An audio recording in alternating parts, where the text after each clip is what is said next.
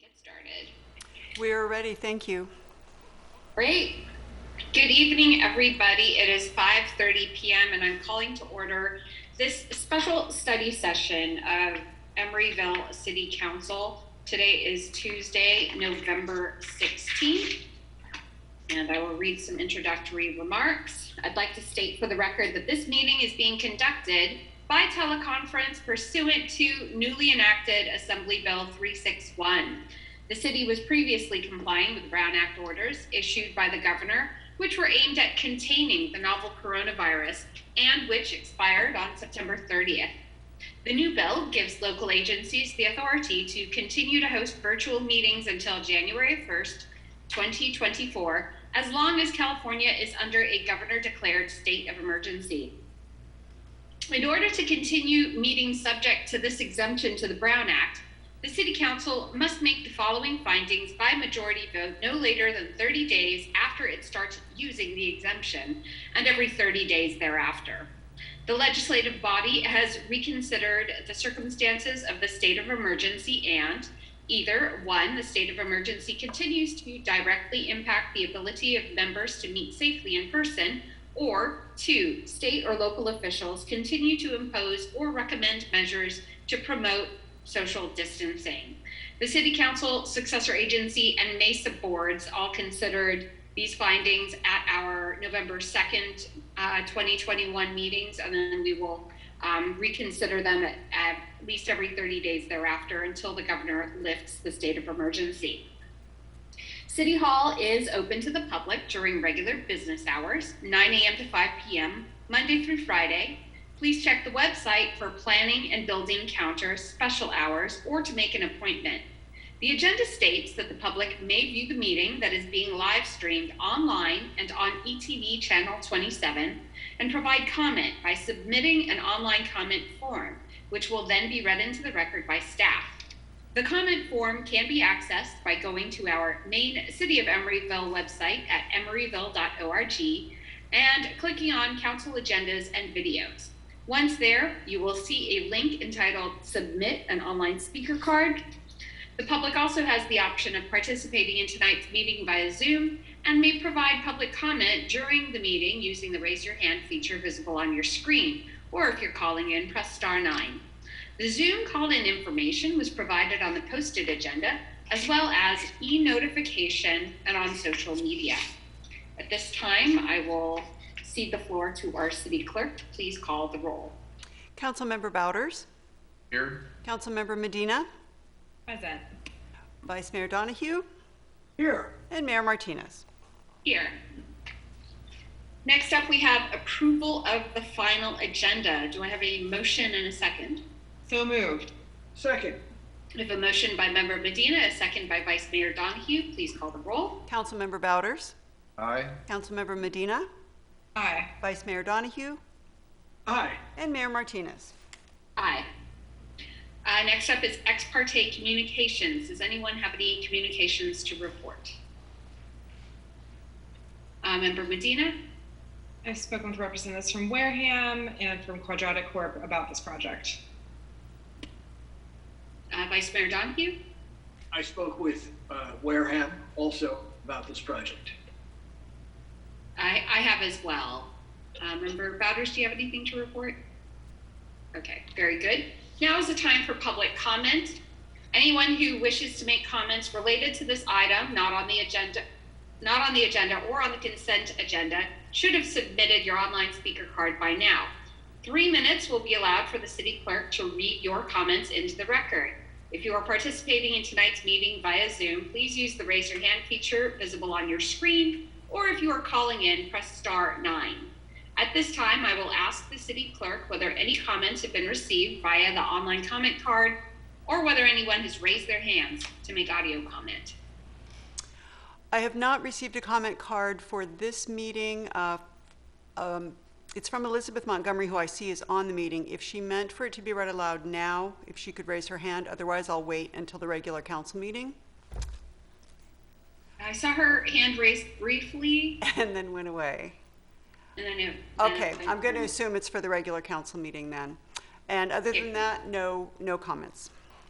Okay, well, seeing no additional electronic or audio comments, we will go ahead and close public comment, which will bring us to the study session, which is on Emory Station Overland Project at 1580 62nd Street. And I will cede the floor to staff for a presentation. Great. Thank you, Madam Mayor, members of the City Council. This is Chad Smalley. I am the Economic Development and Housing Manager with the city. And I'll give a moment for presentation to be loaded up. Great. Thank you, Sherry. Yeah, so as you mentioned, this is part one of the study session for the Emory Station Overland project. Next slide, please. So by way of background, the Emory Station Overland project is proposed by Wareham Development at 1580 62nd Street. And this would be a 5-story, about 300,000 square foot R&D building, a 7-story, 496 space parking structure. And this is all located on the western portion of the block that's bounded by 62nd, 63rd, and Overland Streets. To build this requires 100 development bonus points for the building's height. 50 of the points must come from paying an affordable housing impact fee. The other 50 points can come from other various categories that are available and spelled out in the development bonus ordinance. Next slide. One of those categories is called the flexible community benefit.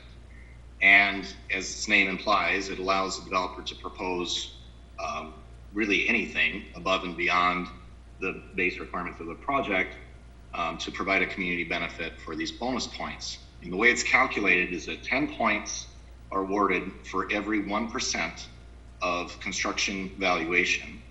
And the flexible community benefit requires approval by the City Council, and it means that the project would be within the City Council's purview. Wareham is proposing 30 points to be derived from this flexible community benefit in the form of setting aside existing live-work units to become below market rent units for affordable housing. On July 20th of this year, you held a study session on this topic, and the City Council indicated openness to the proposal and provided some direction to staff. Next slide, please. The input that we heard from the City Council was that if we were to proceed with this sort of flexible community benefit, it would need to be a 55-year affordability commitment from the developer and in the form of an affordable housing agreement. And that agreement would be consistent with the city's existing affordable housing program in our template agreements for the most part.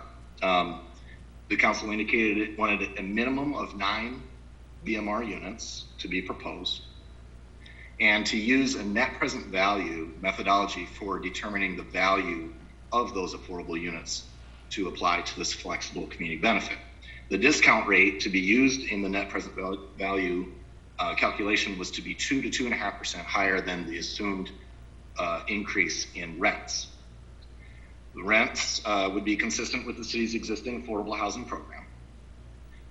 The council wanted to ensure that the units remained occupied and that there was low vacancy of them, that a marketing plan would be required, similar to all of the our standard requirement in our affordable housing program, that demolition and repurposing of the units would be prohibited, that tenants would be provided relocation assistance in the event a natural disaster renders the units uninhabitable, and amortization of the benefit to ensure that the full value is actually realized by the city, and renovation of the BMR units to bring them up to a consistent standard. Next slide. So this is, as I mentioned, this is part one of the study session for this project. If the council or Wareham don't proceed with this flexible community benefit component of the project, then the Planning Commission would be the body with jurisdiction over the project approvals. But if council and Wareham do agree to move forward with a flexible community benefit, we would proceed with study session part 2, since the city council would have jurisdiction over the project. And part 2 of this study session is about the project itself. This portion is narrowly focused on the affordable housing flexible community benefit. Next slide, please. So staff and Wareham, since the last study session, have worked towards negotiating a term sheet to define how this could potentially work. To determine the amount of the flexible community benefit, I mentioned it's 10 points for every 1% of construction valuation. In this case, Wareham provided an estimate of $163,990,000 for this project's construction. So 30 points is 3% of that amount, which is $4,919,730. Staff first toured the units at the project and determined that which units would be a part of the program and how they would be designated. So for units that had interior partitions or a second story loft, we counted those as 1 bedroom. And then if they were just a single story, completely open, they're studios. And if they had multiple bedrooms, 2 bedrooms, so on. The market rent for purposes of calculating this was determined by taking all of the units in the entire building, looking at the rent roll, and taking units that were similar in size to the affordable units proposed, and calculating on a square foot basis what they're renting for now. The proposal at this point is 10 BMR units, 7 of which would be low income units, and 3 which would be very low income units. And the 7 low income units break down into 1 studio, 5 1 bedrooms, and 1 2 bedroom. Those units are for individual households that are making 51 to 80% of area median income. And the 3 very low units are all 1 bedrooms, and those are for households making up to 50% of the area median income. Next slide, please. So this all derives from the city's current affordable housing table, and those rents as of today for a studio in the low income would be $1,319, 1 bedrooms are $1,508, and 2 bedrooms are $1,696. The very low income units would be $1,256, and they're all 1 bedrooms, as I mentioned. These units are unique in the way they're configured. They're pretty large because they are, they're really artist studios. And the size of the 10 units that we're talking about here range from 1,027 to almost 1,600 square feet. Next slide, please. So to determine what this is worth and how it squares up with the flexible community benefit, we, as I mentioned, deployed the net present value methodology to calculate this, comparing the market rents to the affordable rents and then casting that forward 55 years.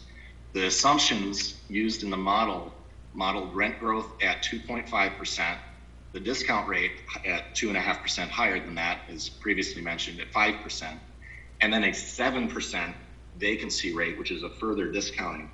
And it's important to note that these are conservative assumptions. These are the assumptions for rent growth and discount rate. These are the kinds of assumptions that an underwriter would use in loaning money to an affordable housing development.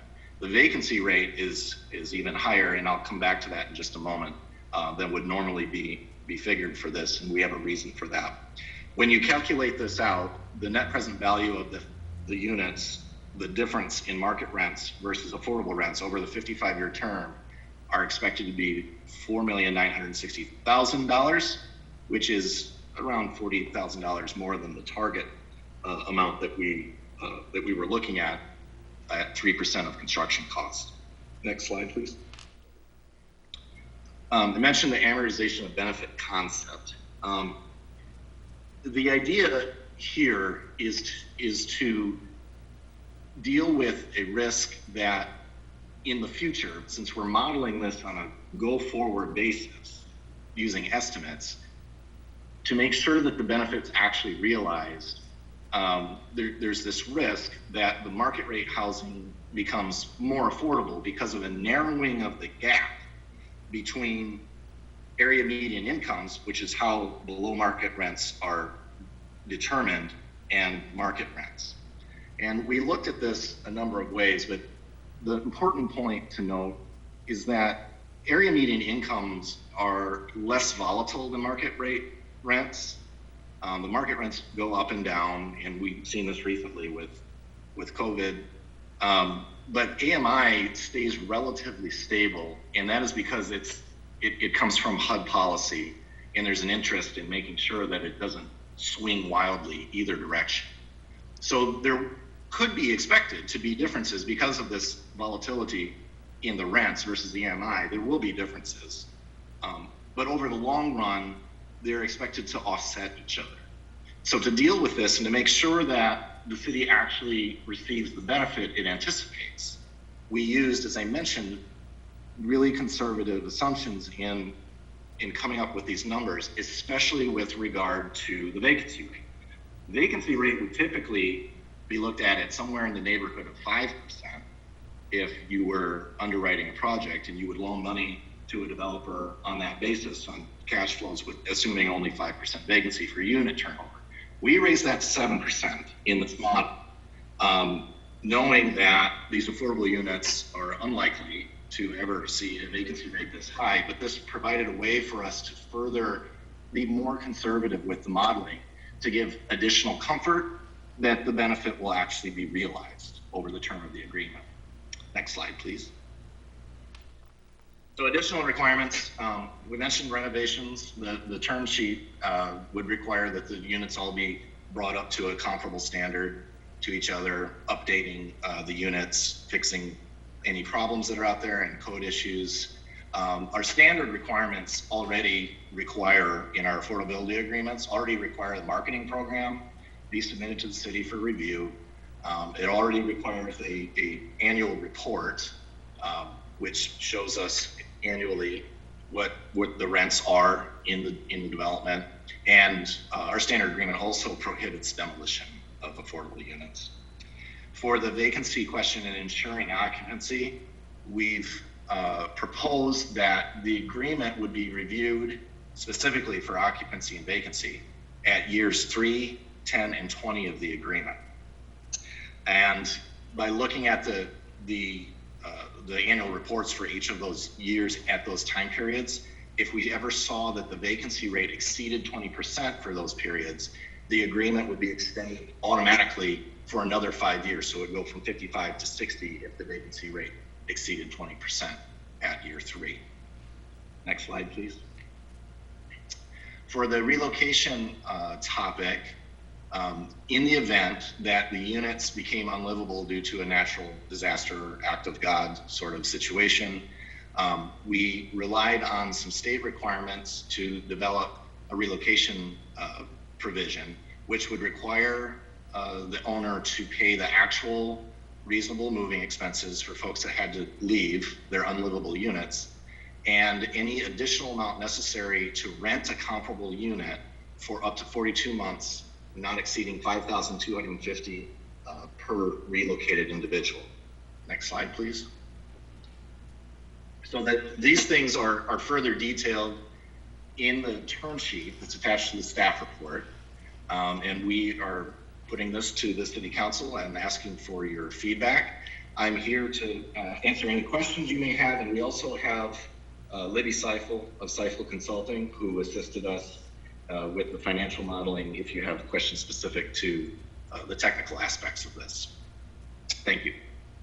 Colleagues, do we have clarifying questions on, as I see a couple of hands, I'll recognize first Member Bowders. Thank you, Madam Mayor. I have 3 questions.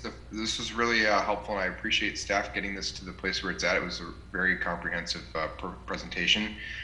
I'll go backwards. My first is with the cap of $52.50. Can you explain what that cap is referring to? That's not a cap on rental assistance per month or total, or what was the cap? It's total, and that it comes from a provision, and I don't have the citation handy, I'm sorry, from the state government code that deals with relocation benefits.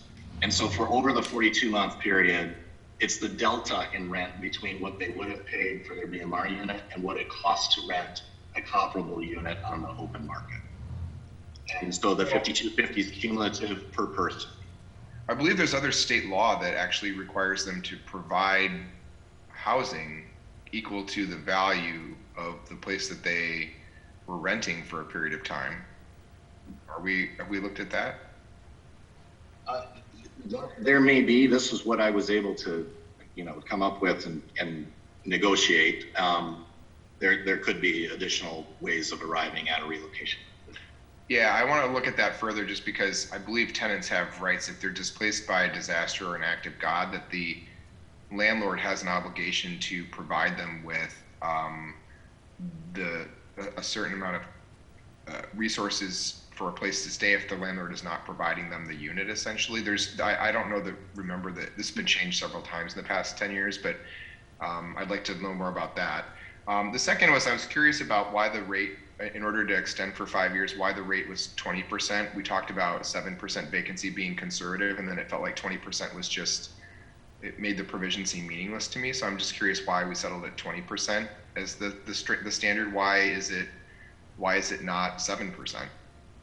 Well, there's not a relationship between those two per se. The 7% is for purposes of financial modeling, basically discounting the rent flow in the. So 20% though, you're telling us 2 out of these 10 units are essentially vacant all the time, and that just seems like a really high threshold. Why is there any reason why it has to be 20% and not 10? Any particular reason? You're going out, Chad. I can't hear you. I said there's no particular reason. That was just what we had negotiated. Okay, and then my last is about amortization. And so I had raised this issue, and I just want to better understand this. I don't think the slide explained, to me at least, what I was trying to understand about it, which is there's a present value of money, right? So there's the construction value, and then they have to get points based on providing a benefit. And a lot of times people just write a check to pay for small business investments or other things. And the city realizes the fungible asset immediately in a present day money value. In this case, right, the value of this, the developer, the applicant, is actually receiving a financial benefit because they're essentially making the contribution in the form of the subsidy to the low income unit over a 55-year period, right? So they're not giving us this value up front. And so I didn't see a translation between the calculation of the modern day $164 million at 30 points is $4.919 million, right? But that's in modern day dollars. And I didn't understand your explanation as to why we're not amortizing what the actual value of that would be, because maybe it's a $7 million, there should be a $7 million investment, because they're not paying off, like they're basically getting an interest-free loan from us on this fee for 55 years. I'm not sure I follow, so let me try to explain it a different way. What we've modeled is over a 55-year term, what is the difference between a market rent that they could get and an affordable rent, which is what they will get? That delta, that difference, is foregone rent that they wouldn't otherwise receive. Mm-hmm. So we cast that forward over 55 years, assuming that rents will only go up by 2.5%. They may be higher, and one could argue that they will be. And we discount that cash flow by 5%. That gets to your money today versus money tomorrow difference. So the 5% discount is how you built it in, is what you're telling me. Exactly. But then on top of that, we layer in an assumed vacancy rate. Mm-hmm. So, and we put that at 7%. Normally an underwriter would use something more like 5. 5, yeah. Mm-hmm. That 7% then takes that same cash flow and discounts it even further. And that's how we arrive at 4.9 and change. So in other words, the real value of that delta between affordable rents and market rents would be expected to be higher if they realize a vacancy rate less than 7%. Okay, so let me restate what I heard now, because that's helping me understand this issue on how you've presented it. So the 4.96 that you put on here is the hard numbers with all the assumptions you've used baked into this formula taking place exactly as assumed over 55 years. And what we're saying is that the reality may be that there is a delta that is bigger than that because of the conservative estimations we use. So we may actually, in reality, realize a net benefit that exceeds $4.96 million, but we've just, the assumptions we've had in place get us to that number today.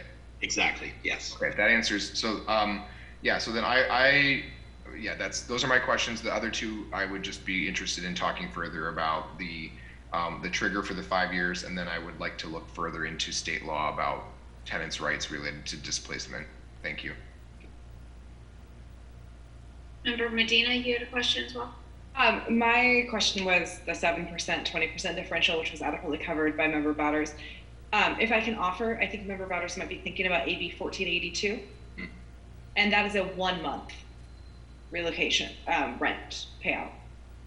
Yeah, there is. I haven't practiced tenant law in California admittedly in like almost 10 years, but I'm going to do a quick Google search here. I believe there is a tenant reimbursement for a disaster displacement. I just want to check. Okay. Yeah, thank you. Vice Mayor Donahue? What happens if Wareham sells the entire property and the buyer wants to tear down the entire building? What happens to the value? If the Wareham sold the building, the new owner would assume the requirements of that 55-year affordability agreement, which prohibits tearing down the units. Okay. Okay, thank you. And then my question was about the relocation and rental assistance, which I understand we'll come back to at some point. So, so this is the okay. So this is a two-part item. This was the first part of our study session, correct, Chad? So I think now is the time for wondering, Madam City Attorney, if we should take public comment now before we deliberate on this issue, since it's a two-part study session. Yes, you should. Okay, thank you. So at this time, I'd like to cede the floor to the city clerk to let me know whether anyone has submitted electronic comment or whether anyone is using the raise hand feature in Zoom to give audio comment. I have no online comment cards, and I'm not seeing any raised hands at this time. Okay, and I will just remind folks who are joining us via Zoom, use the raise hand feature to be recognized, or if you're calling in, please press *9, that will raise your hand and bring you to our attention. But seeing no comments, I'll go ahead and close public comment and bring this back to council and staff for deliberation. Since we have issues that are still outstanding, questions that haven't been answered for council, I'm wondering whether we can move forward with approving this term sheet this evening. Councilmember Bowders?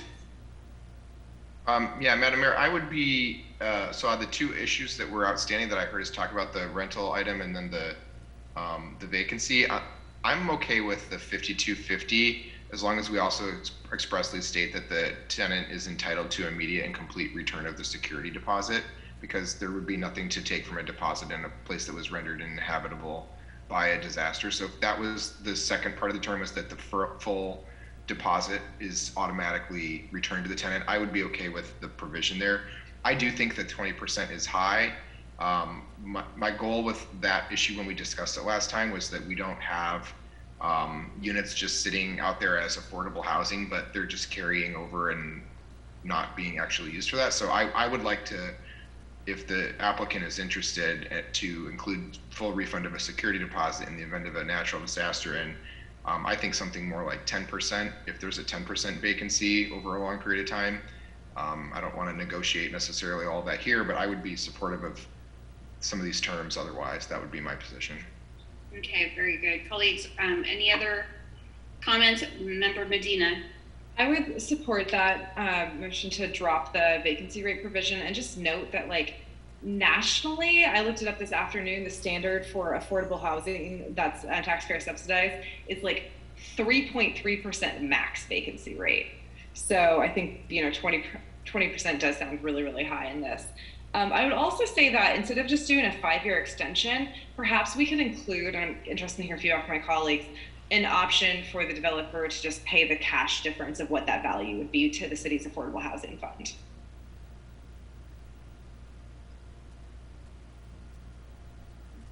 Does anyone have any thoughts on that? Want to respond?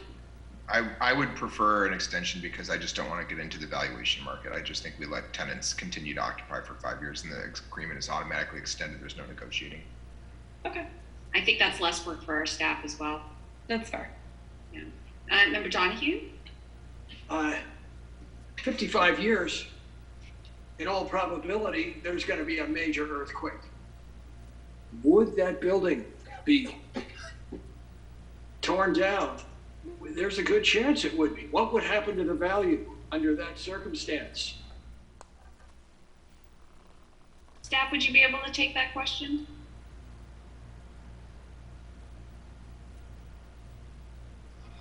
No. I mean, well, we've got the relocation, Yes. benefit in there, but as far as, right, I mean, presumably we're in a force majeure event kind of situation at that point. And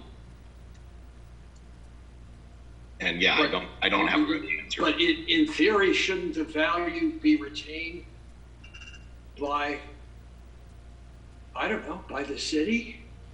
It's like the other new structure they're building will certainly survive. The older structure, good chance it won't. So, it's sort of like, maybe this is an Andrea, have to do some research about it. I don't know, it's a question.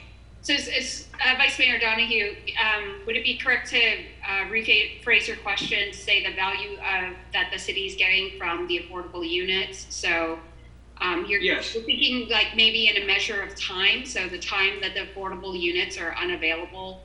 That's right. Would we be extending the tail end of the covenant? Is that your question? Yeah, like why should the permission to get higher density and height go away with the surviving property that's gotten the permission? That's my only point. That we should retain something of that if that is the case. City Attorney, do you have any response to that at the moment? I think I would actually want to talk with Mr. Smalley about that, because that could be a negotiated term rather than necessarily a legal issue, depending on how the parties would want to handle what happens in the event of, destruction due to an earthquake or something like that. That seems totally great to settle it.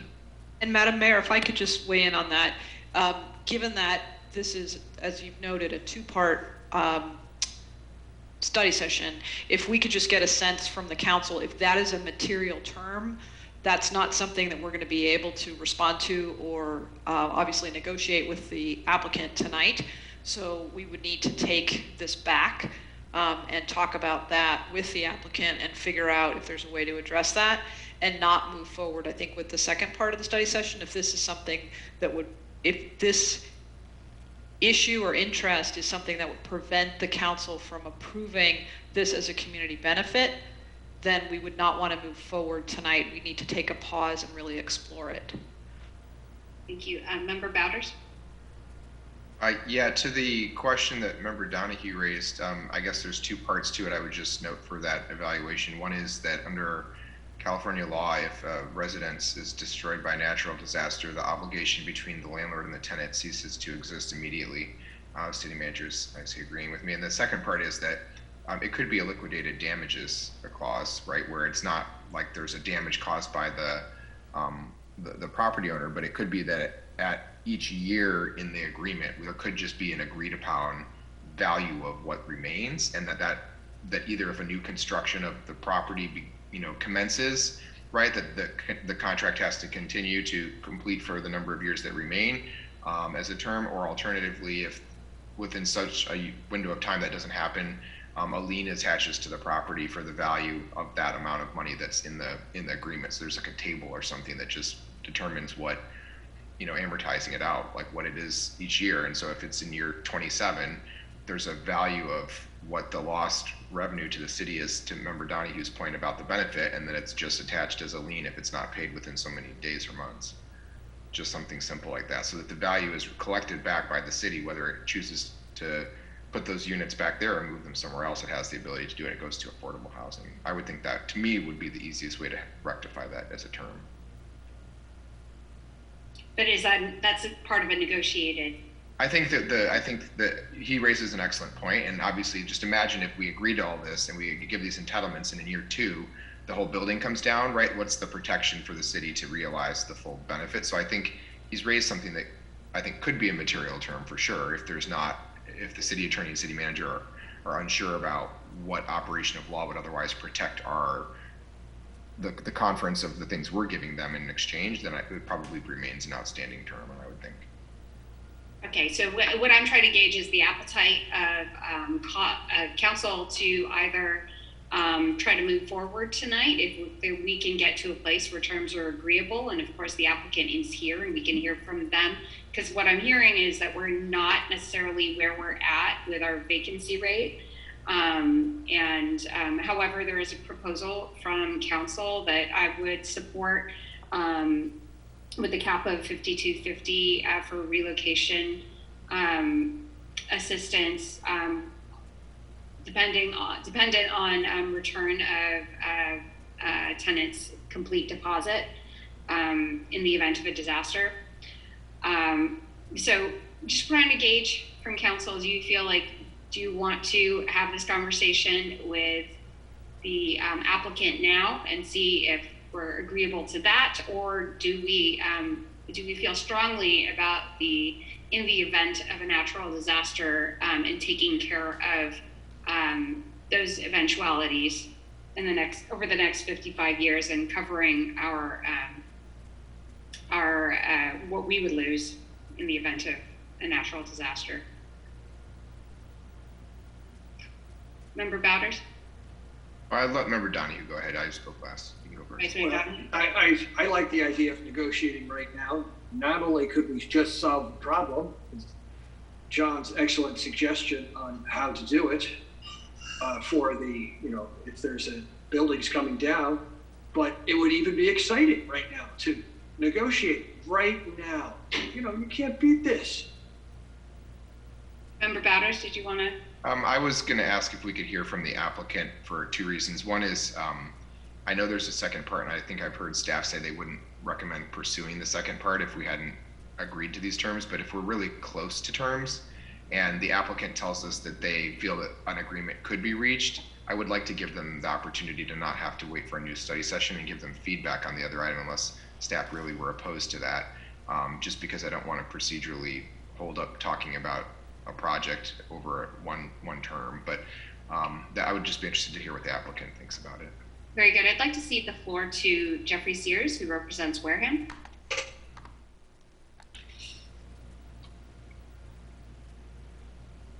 Unmute and go ahead. Okay, thank you. Can you hear me? Yes. We can hear you. So I'm just going to respond. I think that the issue that Councilperson Donahue raised is an important one, and I think the detail that Councilperson Bowders gave, which is you replace those units and make sure that sort of the years it took you to replace them are added on the back end of an agreement, or there's a cash out solution. I'm sure one or both of those could work to ensure that the city got the value. We're hoping that there won't be an earthquake that destroys the building, but we certainly aren't looking for that as a positive benefit to us. So I think we're ready to sign up for the benefit, and if those solutions are acceptable conceptually so that we can move on with the second part, I think we're fine with that. Mr. Sears, could you address the issue of the return of attendance deposit and the vacancy rate that we are using? The deposit makes sense.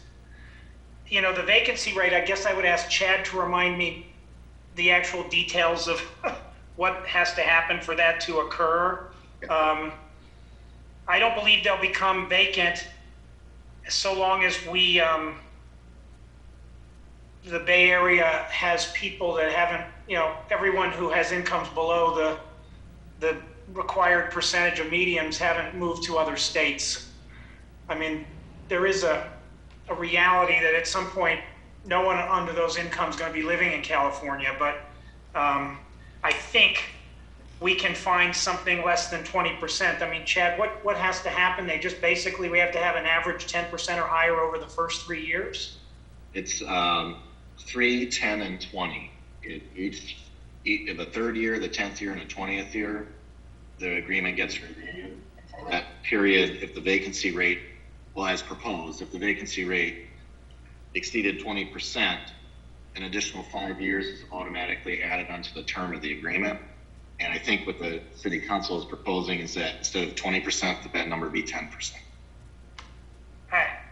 You know, not running math in my head, but I think that probably will work for us. Okay, thank you. Member Bowders? Thank you, Madam Mayor. On that last item, because it is based on area median income, that's the median of all incomes in the area. So there will always be people who are below that income eligible. So we won't have an outpouring of people who are ineligible. The reality is people of higher means are actually the median target people who become eligible. So it's more of a different type of problem to the point. But the 10%, 10% I think is a very cush figure, because it is far under 5% that you have vacancy in this type of housing. And I appreciate Mr. Sears being amenable to the other recommendations. And I would say that the vacancy rate, I think once the staff and Wareham sit down about that, they'll see that 10% is a safe number. And I think it's a better number for us to work with so that we don't have units sitting empty. So, Madam Mayor, I'm very reassured by the statements from Wareham, and I would be happy to support moving to the second half of this presentation and just giving staff direction to work on those terms, as we've just heard that they're willing to do. I'm satisfied as well. I do see a hand raised, and I don't know if this person is a representative on the applicant team or simply a member of the public, but I'm willing to hear from this one person. Please unmute Elizabeth Montgomery for 3 minutes.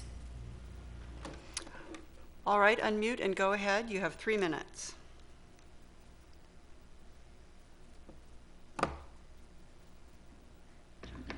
Hello?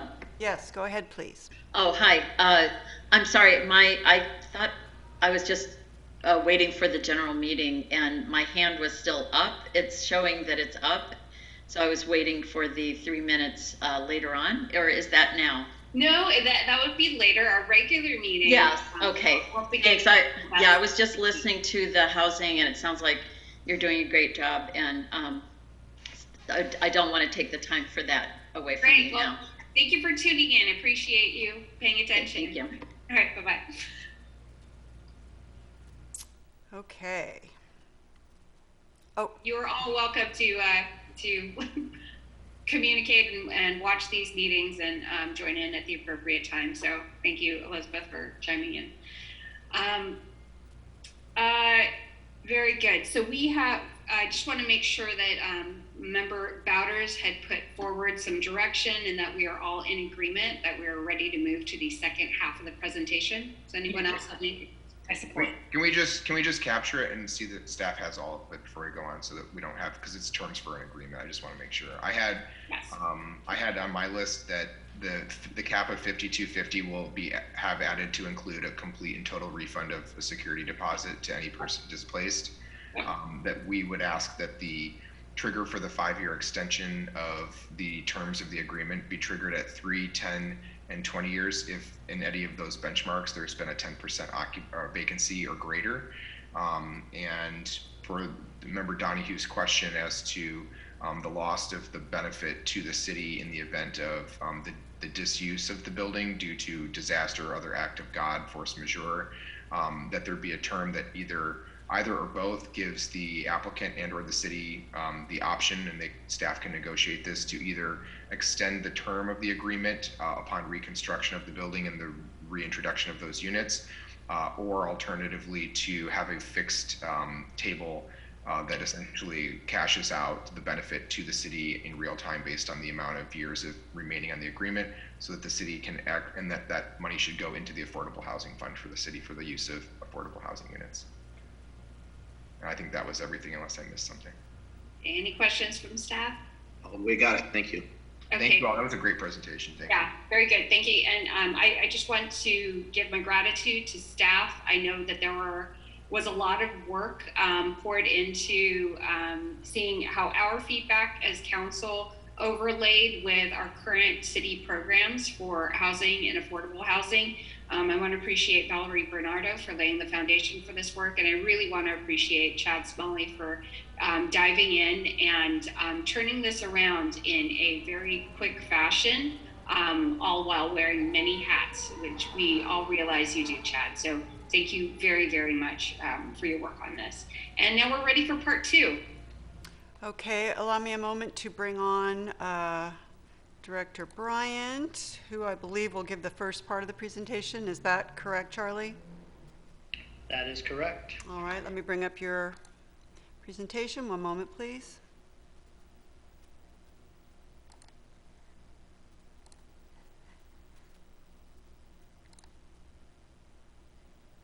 All right, is everyone seeing that? Yes. Now, yes. Okay, great, thank you. All right, thank you, Mayor Martinez and members of the City Council. This is Charlie Bryant, the Community Development Director. I'm pinch hitting tonight for Senior Planner Miru Desai, who is on vacation. So this is part 2 of the study session. Now that you've indicated a willingness to consider the flexible community benefit, it's appropriate for you to review the entire project, since the entire project would be within the City Council's purview for approval. Next slide, please.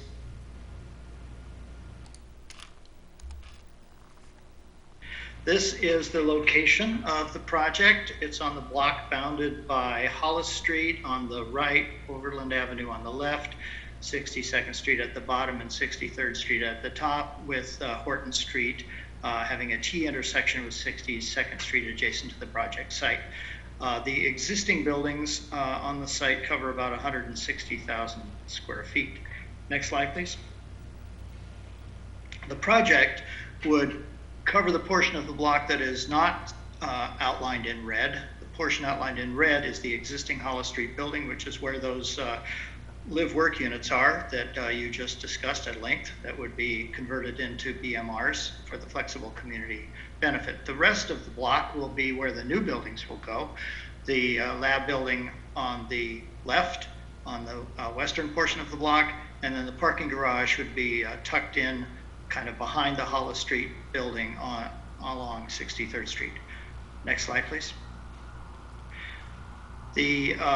That results in a parcel of about 113,000 square feet, and the existing warehouse buildings on that portion of the site will be demolished, and they would be replaced by a new 5-story, 80-foot tall, 300,000 square foot R&D building, and a new 55-foot tall parking garage of 6 levels and 496 spaces. Next slide, please. This is the site plan. The R&D building is to the left and the garage is to the right. In the R&D building, tenant spaces are shown in blue, the common areas are shown in tan, and the sort of back of house stuff is in gray. That would include loading docks, electrical rooms, and so forth. The green arrow going up and down through the middle of the site is a pedestrian and bicycle path that would go from 62nd to 63rd Street. And the dashed green arrow to the right would be a proposed art walk that would wrap around the parking garage. The loading docks would be accessed from 63rd Street as shown by the three red arrows. The access vehicular access to the parking garage would also be from 63rd Street, as shown by those two red arrows. And then the other two small red arrows on the bottom of the drawing represent pedestrian access to the entry courtyard to the building from 62nd Street. And the existing Hollis Street building is to the right and bottom of the slide. Next slide, please. This is a cross-section looking north with the lab building on the left and the parking garage on the right. Overland Avenue is to the far left, and the proposed pedestrian bicycle path through the block is between the parking garage and the lab building. Next slide, please. This is a couple of sections looking east. The upper one is through the lab building, and the lower one is through the parking garage and the existing Hollis Street building. In both of these sections, 63rd Street is to the right and 63rd Street is to the left and 62nd Street is to the right. Next slide, please.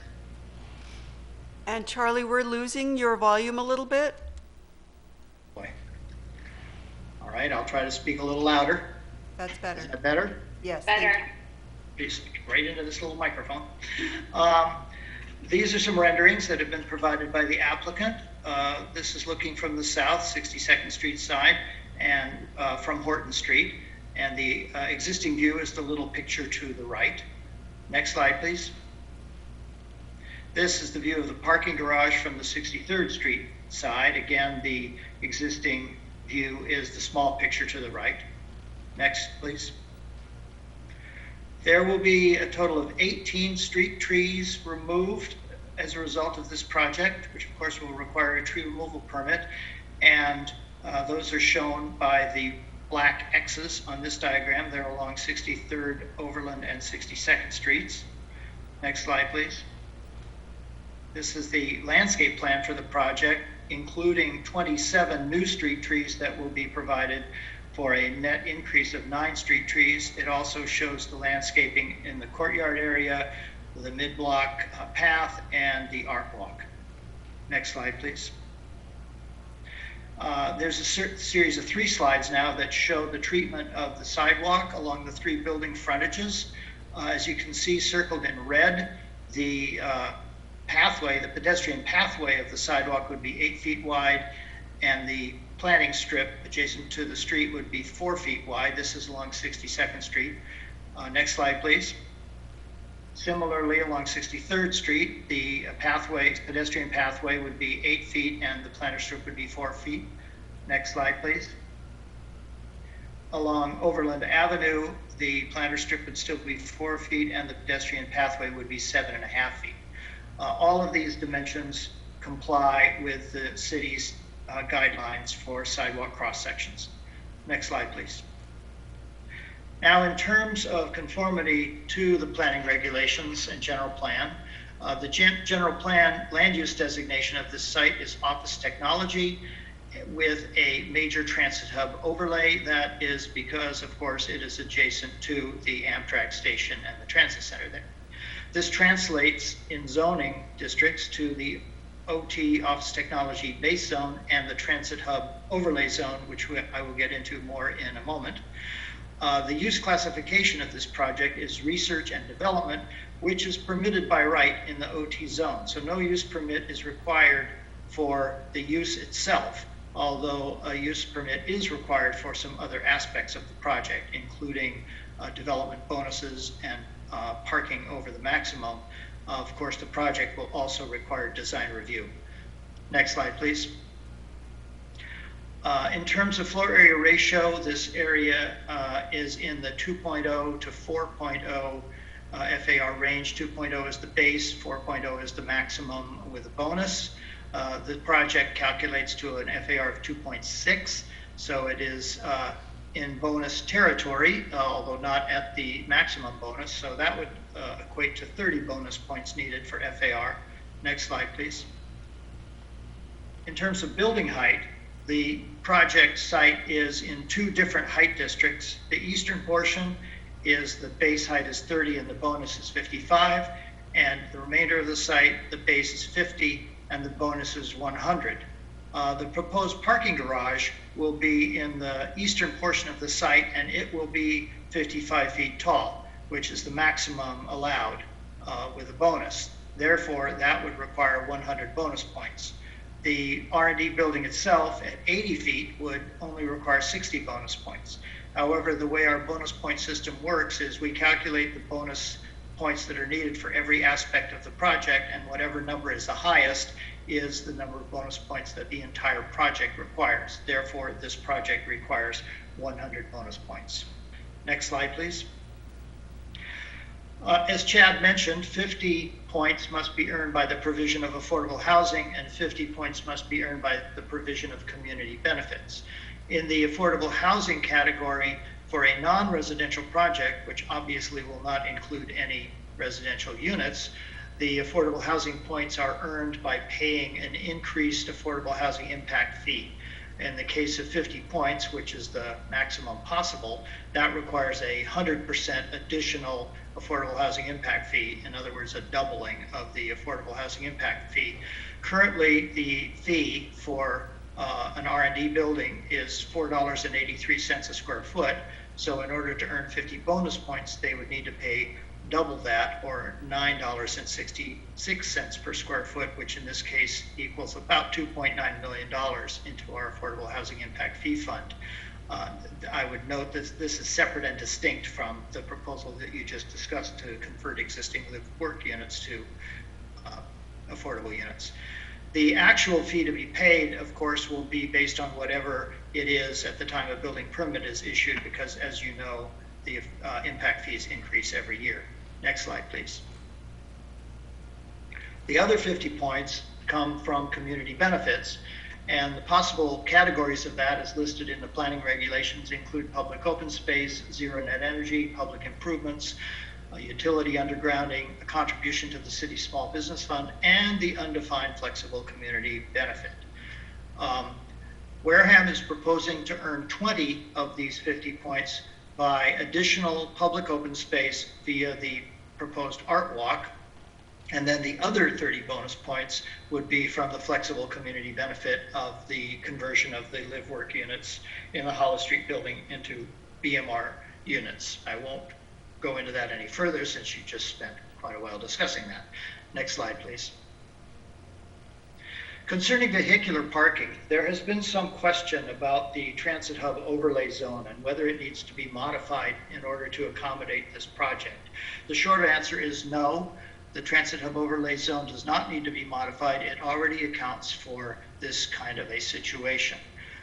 So I'll just walk quickly through the calculation for parking here.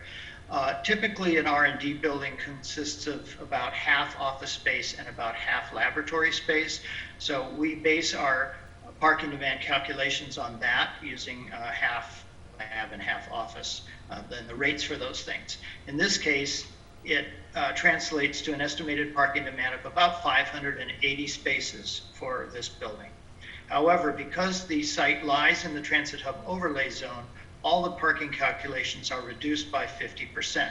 Therefore, the estimated parking demand works out to 290 spaces, which is 580 spaces minus 50%. As you know, there's no minimum parking requirement, and the maximum parking that is permitted is 10% more than the estimated demand. So that's 319 spaces, which is 290 spaces plus 10%. Wareham is proposing a garage with 496 spaces. Now, I would note that I just learned that some of those spaces are to replace existing surface parking lot spaces that will be displaced by the new project. So any spaces in the garage that are to replace existing spaces, of course, would not be included in the calculation of parking demand. So we would have to make that adjustment to this calculation, but I'm pretty sure the number is still going to be more than 319 spaces for the new project. Therefore, the project needs a conditional use permit for parking demand that is 10% above the estimated demand. The transit hub overlay regulations allow for this, provided that findings can be made for a conditional use permit to allow parking that is more than the maximum parking that is permitted. And the two findings that must be made are, one, that the applicant has demonstrated that the parking it's required for the anticipated demand of the proposed use, and secondly, that the provision of parking over the maximum will not result in an overdependence on automobiles and will not adversely affect transit, bicycle, or pedestrian access to the site or adjacent uses. As long as the City Council can make those two findings, you can allow parking as proposed higher than the maximum. Next slide, please. Concerning bicycle parking, the requirement is one long-term and one short-term space for every 10 automobile parking spaces indicated in the estimated demand. I would note that the Transit Hub overlay reduction of 50% is not employed here because the intent of that overlay zone is to encourage alternative transportation such as bicycles. So it's based on the entire parking, 100% of the parking demand, which is 580 spaces. Therefore, they would require 58 long-term and 58 short-term bicycle spaces, and they are proposing to provide that. Next slide, please. In terms of loading, a lab building of this size would require 2 medium and 1 large loading space. They are proposing 3 large loading spaces. So as designed, the project does comply with the loading requirements. I would note that the regulations do allow the council to modify the number and size of the spaces depending on the project. And also we are currently undertaking a transportation study which will further assess the adequacy of the loading and perhaps have some recommendations about that. Next slide, please. Concerning open space, the requirement is for 5% of the gross floor area of the building to be common open space, which is accessible to all of the tenants of the project. And that includes 1% of the gross area to be what are referred to as POPOs, which stands for privately owned public open space. So this would be like a plaza or something that is open to the public. And I would note that that cannot be counted towards development bonus points. That's a base requirement of the project. So that would translate to 15,000 square feet of open space, of which at least 3,000 square feet must be POPOs. They are proposing that the plaza courtyard area, a portion of the art walk, and the stormwater treatment areas be counted towards this open space. We haven't received enough information in terms of the dimensions of the various spaces to determine whether or not these requirements are met yet, but it appears that they can be met. Next slide, please. In terms of design guidelines, as I already mentioned, the guidelines for sidewalk widths are met. The guidelines call for a minimum 14-foot floor-to-ceiling height in commercial buildings, and they are proposing 15-foot 8 inches, so they comply with that. The design elements guidelines are met by using vertical elements to break up horizontal architecture, incorporating landscaping elements along the street-facing facades, and articulating the building base with changes in materials, color, and finishes, emphasizing the building entrances. Concerning sustainable design infrastructure, we haven't received enough information yet regarding water saving systems, lighting, and drainage. So that will be part of future evaluation. Next slide, please. Staff reviewed the project at the staff level development coordinating committee on March 10th and April 14th. Some of the comments that staff had were that new curb and gutters along the streetlights will be required along the 3 building frontages. That's a standard requirement. That all energy generators, emergency generators, would need to be located inside the new building, and solar panels will be needed on both buildings. Undergrounding of the existing overhead utility wires along Overland Avenue will be required. It was also suggested that undergrounding the existing overhead wires across the street on the south side of 62nd Street could also be done as a way of obtaining bonus points. Next slide, please. Another staff suggestion for bonus points was the so-called Village Green concept, which the council is familiar with. This concept is included in the capital improvement program, and the idea here would be to put one of these as a cul-de-sac on 63rd Street at Overland Avenue. Next slide, please. The Planning Commission reviewed the project at a study session on April 22nd. They expressed general support for the project. However, a majority of them did not support the art walk or the conversion of live work units to BMRs for bonus points. There was general support for undergrounding of utilities on the south side of 62nd Street for bonus points and for staff's suggested Village Green concept. There was support for a straight pedestrian and bicycle path between 62nd and 63rd Street. I would note that at the time the Planning Commission reviewed this project, the straight path from one street to the other was not included in the plans yet. And as you saw tonight, it is now included. It was noted that bird-friendly requirements and sidewalk design guidelines would need to be met. I would also note that the sidewalk dimensions that I showed tonight were different in the plans that the Planning Commission saw. There was also a comment that the design did not mirror the industrial aesthetic or provide adequate sustainability features. And as I said, the plans have been modified now to address some of these concerns. Next slide, please. The BPAC reviewed the project on August 2nd. They appreciated the mid-block path, which was included in the plans that they saw. They commented that the plan should show the details of curb cuts to allow continuous bicycle travel through the block. They commented that all proposed open spaces, including the art walk, should be open to the community at all times, that buildings' facades should be inviting and engaging for pedestrians and cyclists. They suggested adding stop signs on 62nd Street at Horton. The design of bicycle parking and the overall design compatibility of the project with the surrounding area was also discussed, and all of the committee members felt that parking over the maximum should not be approved. Next slide, please. So we have a series of 4 discussion questions for the council. First, regarding the parking, I've already discussed at some length what the requirement is and the fact that a conditional use permit will be required to exceed the maximum. The question here is, what type of information does the applicant need to provide for the council to make those findings? I will note that the applicant has commissioned a parking analysis by CHS Consultants, and that is attached to the, it is linked on the agenda as late correspondence. Staff has not had an opportunity to review that study yet, but presumably it contains the kind of information that we would be looking for. But if the council is looking for anything further, we would be interested in knowing that. Next slide, please.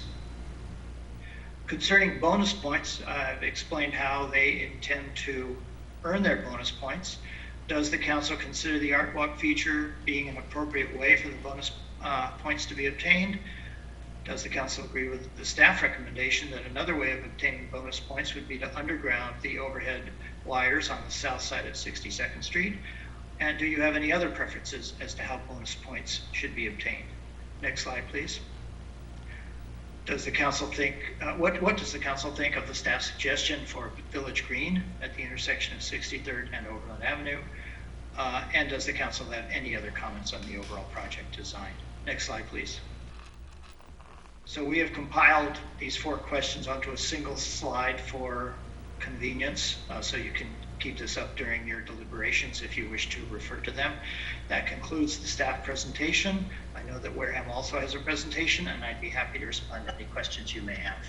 Thank you. We'll stop for clarifying questions for staff from council. Does anyone have questions for Charlie, or if you wish, you can hold them for the end of the applicant's presentation and we could take them all at once. Anyone have any pressing questions? Nope. Okay, Charlie, we are ready to hear from the applicant. Sherry, I guess you'll bring them in and bring up their presentation. Yes, and who will, among this list of names, will be taking the lead on the presentation? I've got, oh, go ahead. I'm not sure, so I would. I see Claudia Capio's hand raised. So let's start with Claudia, and she can let us know if other folks are joining in. Okay. So Claudia, you are allowed to speak. I've also got Rich Robbins, Jeff Sears, Dwight Long, and Matt Malone. Should all of those folks be allowed to speak as well? Yes, please. Okay, that will take me 1 second.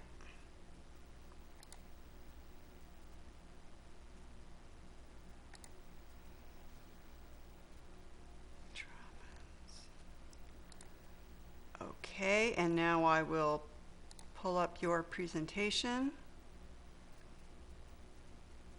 If I can find it.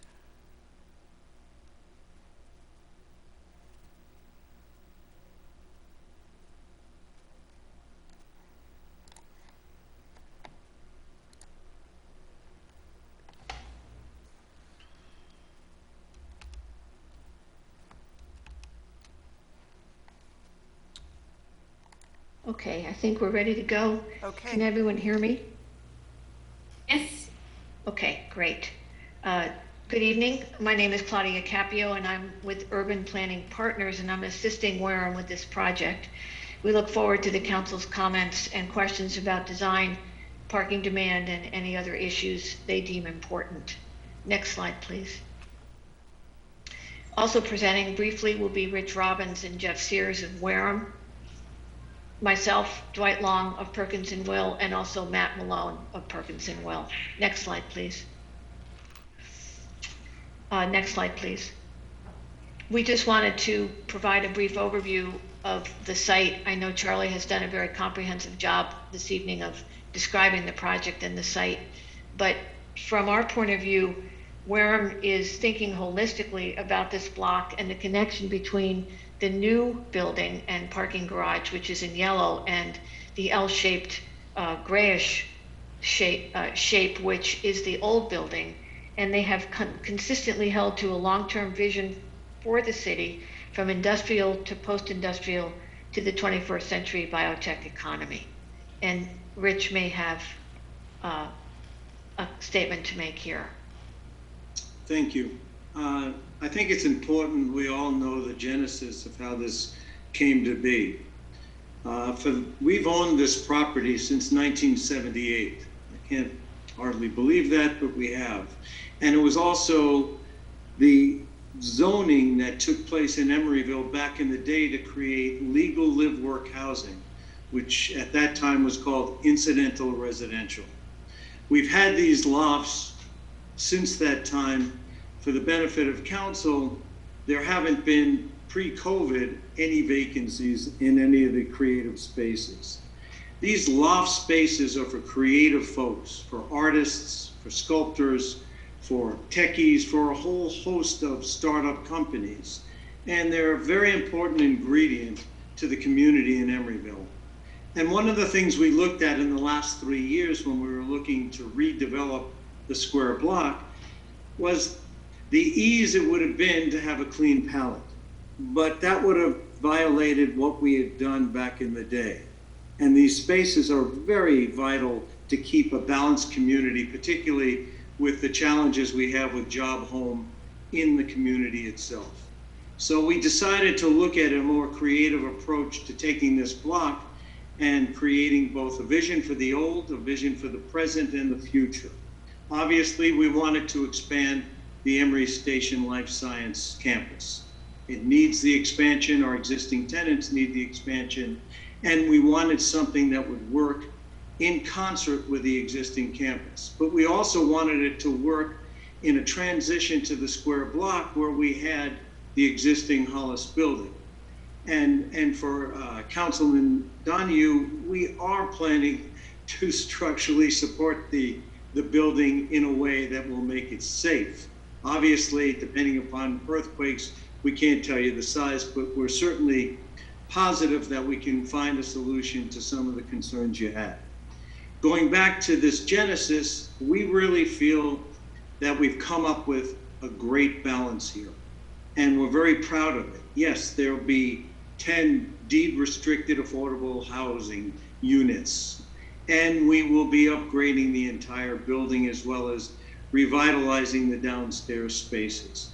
But we're also looking for an approach that works with the historical aspect of where Emeryville came from, where it is today, and where it wishes to go.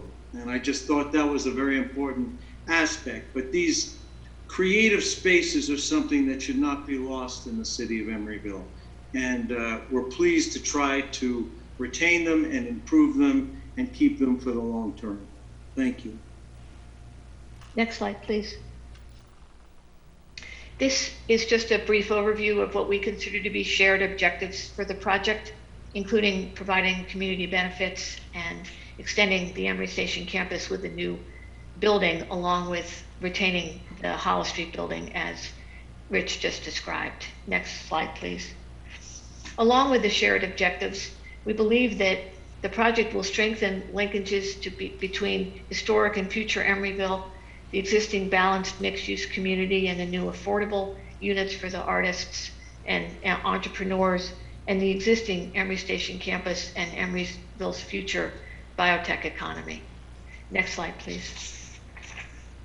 We've got three major challenges from our point of view. First, as Charlie's described, the two height limits, thus requiring bonus points. And the second two are the parking demand and supply. A conditional use permit is required, and we believe that the transit hub overlay imposes too stringent a parking requirement. Next slide, please. Next slide, please. With regard to the parking, the proposal is for 495 spaces, or 6, I guess we need to count again. And the parking ratio of that garage would be 1.5 spaces per 1,000 square feet, the lowest of any Emory Station garage. We recently, as Charlie indicated, prepared a parking study, and we believe, next slide, please. The crux of the issue is twofold. We're caught in a double bind in that parking supply does not account for specific characteristics of uses and users as described in the parking study.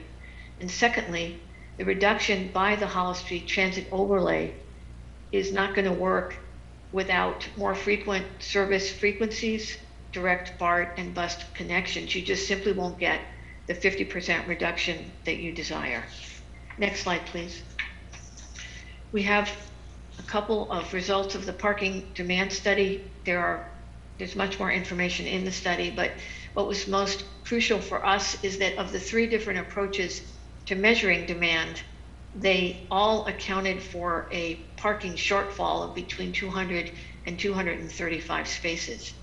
We were able to do a survey of current Emory Station employees, the current campus population, and that showed that there is an over 33% other mode of travel other than the single occupant car or drive alone car. That's actually greater than what is already a great percentage of the city of Emeryville prescribing to 28 or 29% use of transit. The respondents also identified that of the drive alone group, no reasonable transit options are available at this time, or just life, childcare, and family obligations require them to drive alone. And using the city assumptions without the 50% reduction would equal 580 spaces, or 85 more than what is proposed. So Wareham believes that with TDM and active transit and transit use and parking management, that they will be able to accommodate the 495 spaces. Next slide, please. This is just a list of parking ratios, including the proposed one and other recently approved projects in Emeryville and in the surrounding areas. And as you can see, the 1.5 per 1,000 that we're suggesting is actually lower than many in the area and in the Bay Area. Next slide, please.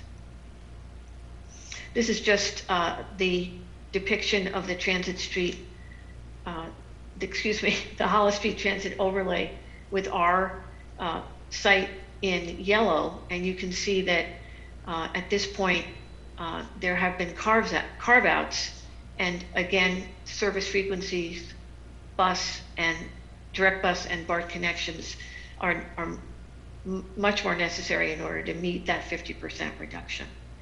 Next slide, please. I'm now going to turn it over to Jeff Sears of Wareham for this slide. Yeah, good evening, Madam Mayor, council people. Are you able to hear me? Yes. Yes. Okay, thank you. I just want to take 2 minutes to discuss parking and transit. You may be asking yourself, why do you need more than code parking? We as a city have worked so hard on transit. Haven't we been successful? And I have to answer very strongly, you've been successful. Transit advances have been really significant at the city, and we at Wareham have worked side by side with your city. We built the Amtrak station. Very recently, we added bus bays to that station with our new project, Emory Station West. We and you founded the Emory Go-Round, and I personally have sat on its board for over 20 years, including many of those as president. These successes and the growth of transit have let Emeryville move from a point where they were making people build 3 spaces per 1,000 to get parking off the streets to a point where transit is well adopted. Back in the day when you had a minimum requirement of 3 per 1,000, the transit hub overlay was created to encourage developers to build less than your minimum if they were willing. And we were one of those who were willing because we were trying to promote transit. And by building smaller ratios over time, we've averaged the campus down to a point where that it has an overall ratio of 2.2 spaces per 1,000. Used to have 3. So that's already a 30% reduction over that period of time. Our proposal here for 1.5 per 1,000 would be another 30% reduction. And let me put that 1.5 ratio in perspective. Most of our tenants employ people and fill their spaces with roughly 4 people per 1,000 square foot. So 1.5 parking spaces per 1,000 means 2/3 of the employee base are gonna have to carpool or take transit. That's more than is happening today. But we're willing to take the risk and push the envelope as we've done in the past to try to accomplish this. It's a reach for us, but we're willing to reach and we feel confident we can make it work. But less than that's gonna be impossible in our opinion to make work. It also, as Claudia's pointed out, less than many projects in Berkeley, even San Francisco's Mission Bay are allowing to be built. And it's less than many of the projects that are moving through your approval process now in Emeryville proposed. So that 50% transit hub, we believe, is an anachronism from days when there was a very high minimum parking ratio. We're proposing a very low one. We're confident we can do it with new TDM measures. It will be a big improvement over even what's happening today. And I think that's just how we view it, and I think that's fundamentally how you should view it, hopefully. The parking study will give you lots of data that talks about that as well. Thank you for listening. Next slide, please. Next slide, please. This is just a brief slide. I won't spend much time on it because Charlie has adequately described the height differential in the site and our need for bonus points. I will note to you that we could have gone to 100 feet, but it was important for Wareham to look at 80 feet as sort of the scale that would be more appropriate to be maintained. And I also want to note that we are looking at both the paying the affordable housing fee, the live work units at an affordable level, and more than the art walk, the entire landscaping and public open space of the site in order to fulfill that requirement, the 20 bonus points. And we will be obviously submitting information so staff can be assured that we can meet that. Next slide, please. Next slide, please. I'm now going to open it up to Dwight Long for a description of the project location and context. Thanks, Claudia. Good evening, Madam Mayor and council members. Thank you for having us present this important Emeryville project tonight. I'm Dwight Long from Perkins & Will, the architect for the project, and I just want to say that as Perkins & Will was the architect for Emory Station West, how excited we are to be working on the continuation of the development and enhancement of the Emory Station district. Here we see the proposed project site within the context of the existing Emory Station campus, showing how it provides a needed northern addition to complement the district. The substantial public and private infrastructure developed in the Emory Station district over the past 30 years is the glue that holds the area together, including streetscape, landscape, open spaces, and public art along Hollis, the Horton Street spine shown here in orange, and the Emeryville Greenway. The proposed project will continue these improvements across 62nd with the mid-block passage and art walk further strengthening the continuity and pedestrian-friendly environment of the North Hollis area. Now I'm going to hand it off to my colleague Matt Malone to present the landscaped open space elements of the project. Thanks, Dwight. Hi, everyone. My name is Matt Malone from Perkins & Will, and I'm the landscape architect on the project. Next slide, please. Here we wanted to start off by sharing the previous landscape plan as it was originally presented to the Planning Commission.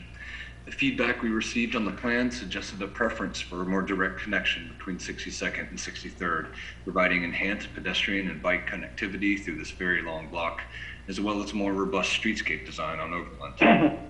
Next slide, please. Sorry. It's all right. Here you can see the revised site plan that we've adopted to respond to Planning Commission feedback. Starting off on Overland to the left, we've modified the streetscape to fully meet city standards with a 7.5-foot sidewalk and 4-foot planting strip with robust street tree plantings as previously presented by Mr. Bryant. Towards the center of the image, you can see a direct mid-block connection that has been added linking 62nd to 63rd, providing enhanced pedestrian and bike connectivity through the site. Top right, the existing landscape setback at the corner of 63rd and Hollis is now planned for improvements, including refreshed plantings and enhanced seating and bike parking opportunities. And lastly, bottom of the page here, you can see the design for a new accessible green roof for tenants and visitors of the existing residential loft building, complete with a new plantings, seating areas, and solar panel installation. Next slide. Here you can see the dynamic central courtyard space, which serves as the grand terminus of the Horton Street spine. The space is designed to invite people in with generous connections to the public right-of-way and a variety of social seating and outdoor working opportunities, and is intended to serve as a central gathering space for the surrounding community. Next slide, please. Here you can see a view of the generous mid-block crossing that we've designed, connecting 62nd to 63rd Street. The landscape is designed to provide a safe and inviting experience for the public and building patrons alike. From here, we can see towards 63rd Street to the left, and to the right, you can see a peek at the gallery wall that lines the south face of the garage. Next slide, please. And here you can see the site in its current condition, looking towards the west, a completely paved and underutilized space for cars, storage, and loading activities. Next slide. And here, looking towards the new building, you can see the same space completely transformed. Note the salvaged railroad spur walkway celebrating the site's industrial past, and punctuated openings expressed on the facade of the garage which serve as an outdoor art gallery celebrating local artists and craftsmen. Together with a sophisticated material palette and robust landscape plantings, we've transformed this former loading dock into an exciting community asset for the surrounding neighborhood. Next slide. Back to you, Dwight. Yeah, and now it's back to me. Next slide, and we're going to go through the design of the project through a series of before and after images, where we'll show before photos and then renders of the project. This just gives you an overview of the site, which I think Charlie and others have done a great job of describing. So the idea here is we really want to create a mixed-use project here that's very integrated into the spirit of Emeryville. So we're proposing to keep the existing loft building and integrate it into the overall project. Next slide. Now we're looking at a rendered aerial of the overview of the site, and as you can see, starting along the corner of Hollis and 62nd Street there, with the loft building, we're talking about, as Rich and others have said, about improving the building, upgrading the building, and then providing roof access for open space on top of the roof for tenants, as well as providing solar panels on that building as well to provide extra energy generation for the building. Along 62nd Street, where the existing residential loft building ends, a separation between the old and new creates a new mid-block passage between 62nd and 63rd, and you can kind of see it there where the colored green stripes are. That's a 20-foot wide passage that goes all the way from 62nd to 63rd. The centerpiece of the overall life science building on the left is a dramatic landscape public open space at the terminus of Horton Street. We really wanted to create a special ending to terminates into the overall site. So this is the centerpiece of the overall building and what the building is kind of formed around. And I'll get into more detail in the following slides. Lastly, as Charlie said, the garage structure is nestled between the new building and the existing loft building, facing the wider 63rd Street, and provides for both the creation of the art walk and serves as a landscape backdrop for the existing loft building. Next slide. Here's a before image of the termination of Horton Street, looking down towards 62nd. Next slide. And as Claudia and Rich have described, Horton Street functions as the life science spine of the Emory Station campus, and we've used its terminus as the setting for a beautiful landscape public open space that serves both as a complement to the existing open spaces in the district, as well as a central green heart, so to speak, for the new building.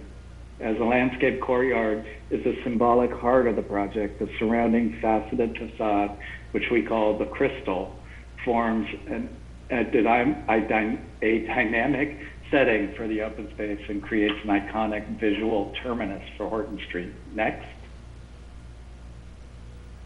While the landscape chord and crystal form create a centerpiece for the architecture, as we move further around the building, here at the corner of Overland at 62nd, the surrounding elevations are expressed using a rhythmically patterned facade, helping to break down the scale of the building to better relate to the finer texture of the existing neighborhood.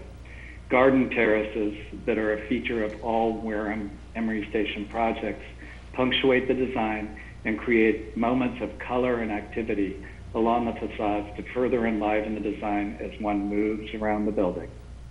Next slide. And here we see the existing condition at the corner of 63rd and Overland, and you can kind of see it's currently a set of outbuildings, a parking lot, and other elements like that we really want to help improve for Emeryville. Next slide. Looking here from the corner of Overland and 63rd, we are proposing a break in the textured pattern of the facade that expresses the character of the glass crystal along to the 63rd Street elevation, as well as providing a potential for a future building entrance on that facade as well. And as you see further down the block, that's where the mid-block passage is, and then the garage. Next slide.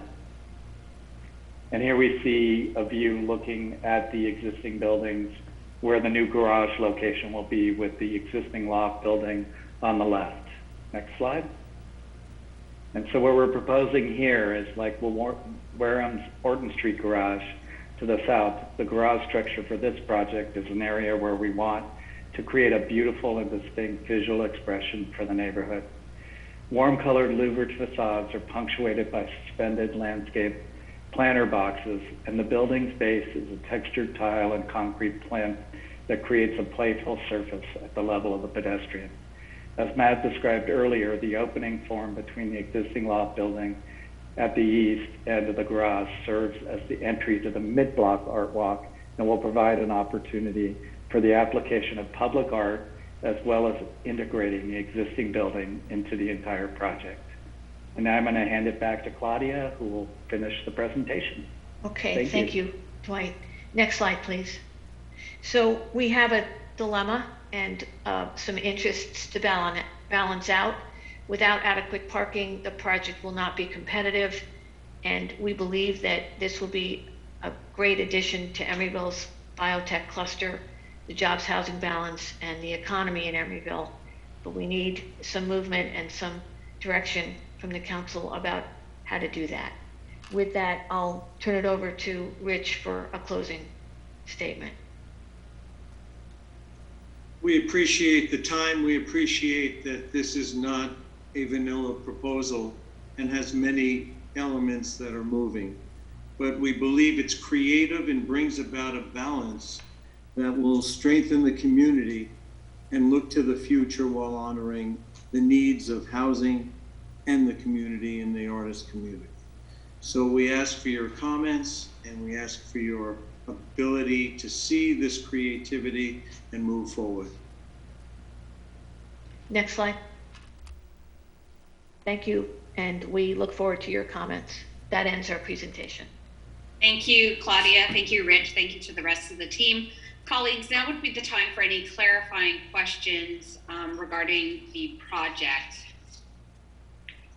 before we go to public comment, or if you wish, you can save your questions for our deliberation. But if you have questions for staff or for the applicant, now could be an appropriate time. I would just, Vice Mayor Donahue, go ahead. This is a staff question. Would the building refurbishment of the older structure be required to preserve the structure intact, or would it be like many of our older buildings remodels just to life safety? Well, in this case, the project, the existing Hollow Street building is designated in the planning regulations by the City Council as a significant structure. And the regulations do indicate what features of the building are considered significant. I would say as long as the renovations don't affect any of the features of the building that are considered significant, then it shouldn't be an issue. Well, but let me clarify my question. Like, for example, Old City Hall is built not to preserve itself in a big way, but to create life safety for those inside, but would allow for significant structural damage that would not injure anyone, but would make it very difficult to retain Old City Hall in the event of a major earthquake. But we would not endanger the public if there was an earthquake. Does the building code allow for life safety only, or does it require a true seismic protection to the level that all new structures must demonstrate? I will have to consult with the building official on that and get back to you. But in general, I don't believe that limited tenant improvements or upgrading triggers an entire redo of the building to current building codes. Okay, thank you. My question had to do with the amount of parking spaces that are currently existent, that I understand there needs to be a new calculation to show what the new maximum permitted spaces is by our formula. Has anyone done that calculation, or is that a mystery right now? I just received the information today from Ms. Capio that the garage will accommodate replacement parking for existing surface parking. I don't recall whether that communication indicated how many spaces that was. Perhaps she can provide clarification. Yes, we have 68 surface spaces now that will be eliminated with the new development. Okay, thank you. That answers my question. Colleagues, any other clarifying questions before I open it up to public comment? Okay, I will ask our city clerk whether anyone has submitted electronic comment on this matter, or whether there are any raised hands in Zoom. And I will remind the public joining us that you would use the raise hand feature or press *9 to be recognized on this item. Madam City Clerk, has anyone submitted comment? There are no electronic comment cards, but I do see one raised hand. All right, please give the speaker 3 minutes. All right, go ahead. You have 3 minutes. So, these architects really laid it on thick and heavy for this Rich Robbins Wareham presentation. And you heard them talking about how there are these public open spaces, and it's going to enliven all this activity, and in public parks like settings, and green this, green that. Except, that's a load of bollocks. Wareham spaces in Emeryville are not places people like to hang out in because they're corporate and sterile. How do we know? Take a look around. Go look at Rich Robbins' spaces that he previously touted as going to have all this public meeting space, great public commons, and green spaces that the people want to hang out and linger in. They don't do that. They're empty and void. Occasionally you'll see office workers eating lunch there, but they're basically wastelands. They're and then they put the sculptures in there, which is the classic so-called turd in a landscape. This is like a tower in a park concept from the 1950s, throwaway era of city planning. These spaces are not going to be used the way that they're saying they are. And we know that. I mean, like, are we going to get fooled again? I mean, look, we've had like a 20-year history with this man, with Rich Robbins and Wareham and Jeff Sears, selling us this garbage. And all you have to do is see how it's worked out in the past, and you'll see they're lying. All that is there just to get this past you guys, because you guys are like, take this hook, line, and sinker every time. I noticed they use the word innovation plenty of times, so that'll like assure Councilmember Donahue's vote. We need to have a better city than this. It's corporate and sterile, and he like look what Wareham did with the previous development, where the loading, they provided no loading areas, so they block our bike lanes with their delivery trucks every single day at 9 o'clock in the morning. Every single time I'm there, 100% of the time, bike lanes are blocked because of Rich Robbins scamming us. He's not providing adequate space, and we're going to get more blocking of bike lanes. He scammed us in the past with the open space, selling it as if it's going to be active space for Emeryville citizens. It's not. I mean, I think you should demand more, demand better. Why are you selling us so short? Why do you think so little of Emeryville that you'll let this kind of nonsense go through every time?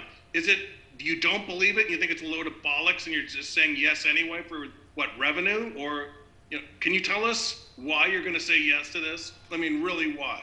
Because it just, like I said, there's this long history, and to be fooled again, it's embarrassing. That's your time.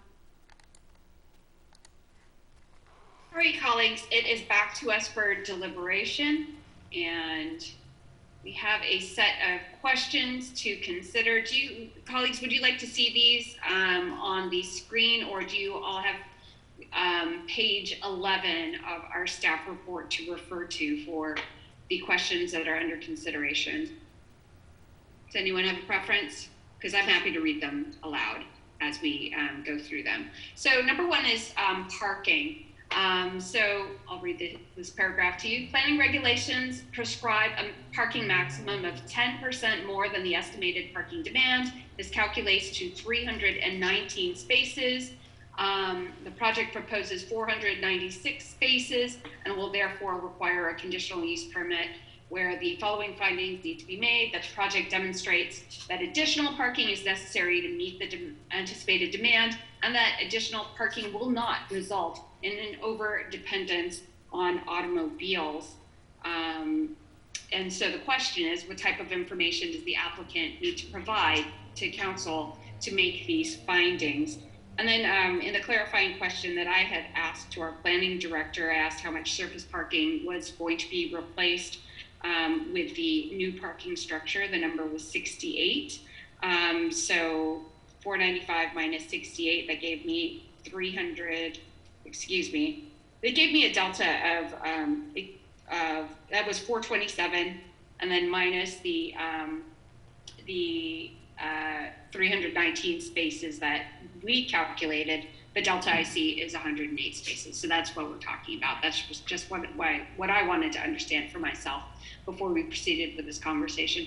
So again, colleagues, what type of information does the applicant need to provide for the council to make these findings? And I will just also highlight that we have our late correspondence, which is the parking analysis submitted by the applicant, that is now currently available, linked to the staff report. Member Medina, go ahead. Yeah, I'm gonna first of all disclose that I've not had time to read the 50-page late correspondence. I'm sure it's gonna be a lovely read for me later on, but it's been a busy day for us all. And so, perhaps that has the information necessary to justify the extra parking spaces. But this is a transit overlay zone. And what I see here is an opportunity. I watched the Planning Commission meeting, and as part of BPAC, I saw a lot of criticism of having a larger parking garage in this area. I actually think the applicant said something phenomenal during their presentation, that public improvements to the biking and pedestrian network have reduced parking demand. I agree, they absolutely do that thing.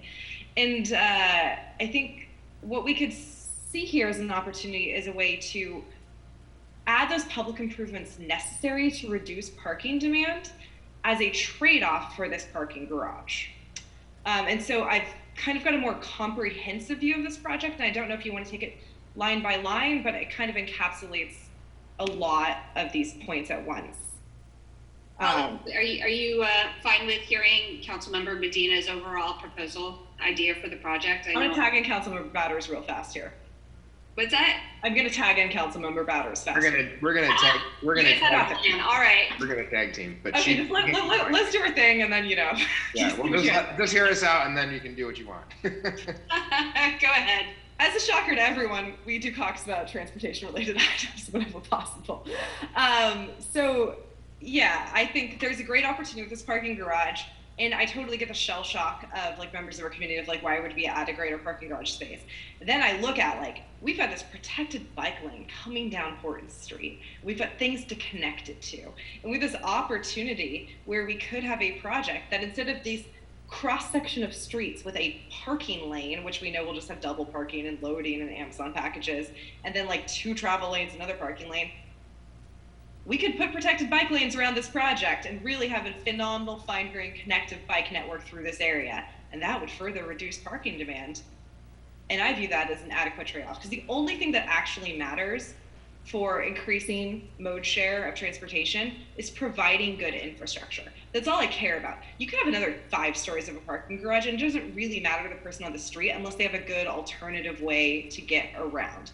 And so I think that's the goal that Councilmember Batters and I always look at for transportation projects. It's not just kill all parking, which of course is tattooed on both of us, but how to provide better transportation options. And a side note, yes, I love the art walk that cuts all the way through. I'm not sure it quite justifies 20 points because we don't have enough information at that point, but I do really like the concept of a village green being incorporated in this project to add more additional open space, not just because I think it's a really funny name, but because it was so enormously successful in Doyle Street just a few blocks over.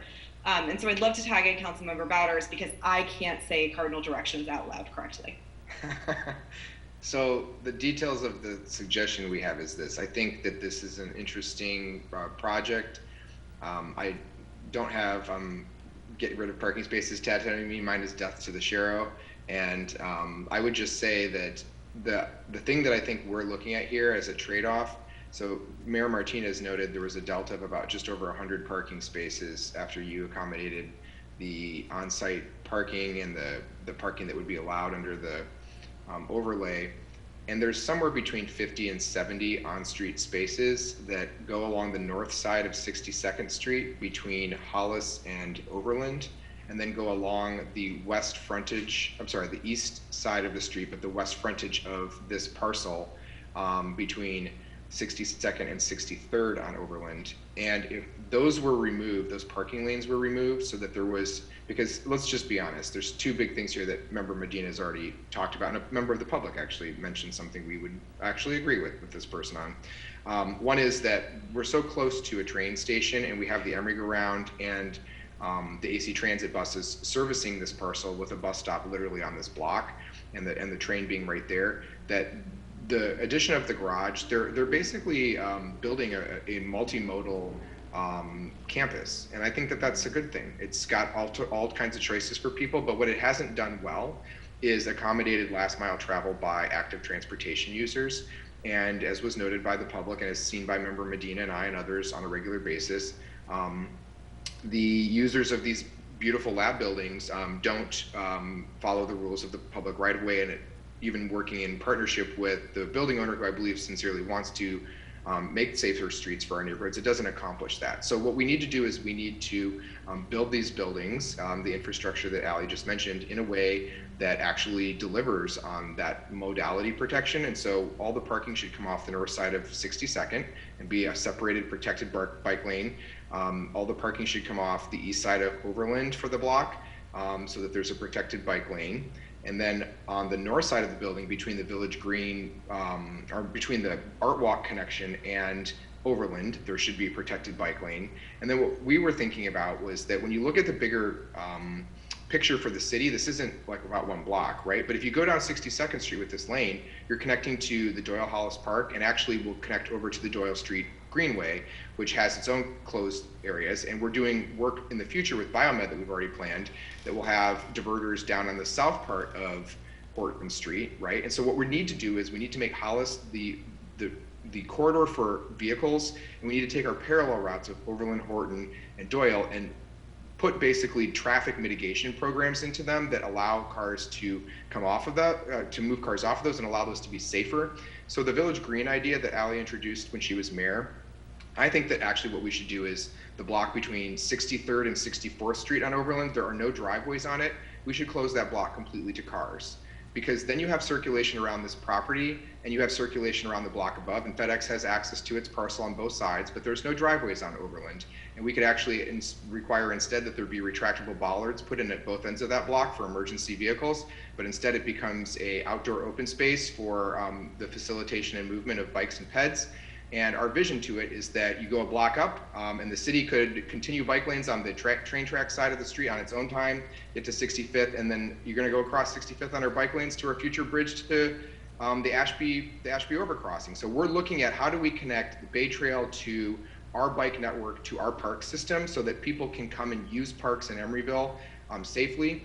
And so I think that for the parking garage trade-off, the requirement should be, as I think Ally and I would agree, is that there'd be a protected ring around those parts of this parcel, and that there be full mitigation of Overland for the block between 63rd and 64th, with emergency access, retractable public safety bollards that becomes active transportation space. And then that way we don't have to fight with anybody about where their delivery vehicles are and whether they're in a bike lane or not, and we don't have to worry about the unintended harm to pedestrians and bicyclists who are going to move through the city when this development is finished.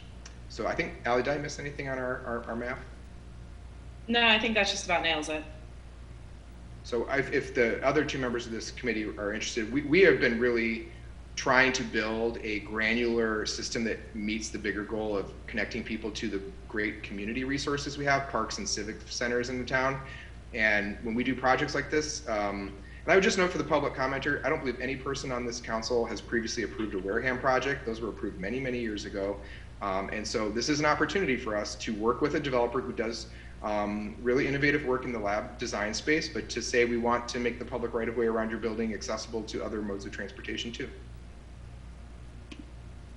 Thank you, members Medina and Bowders. Vice Mayor Donahue.